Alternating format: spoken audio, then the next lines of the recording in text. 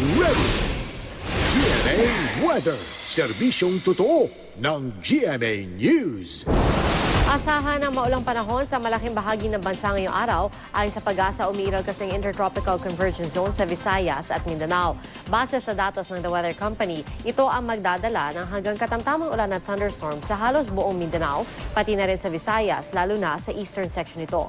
Kaya maging I am ready sakali magdulot ito ng pagbaha. Sa Luzon, may hinang ulan ang mararanasan naman sa malaking bahagi, partikular sa southern section nito. At kabilang na riyan ang Metro Manila kung saan sa hapon at gabi ay mataas ang tsansa ng ulan ngayong araw, pati na sa iba pang araw ngayong linggo.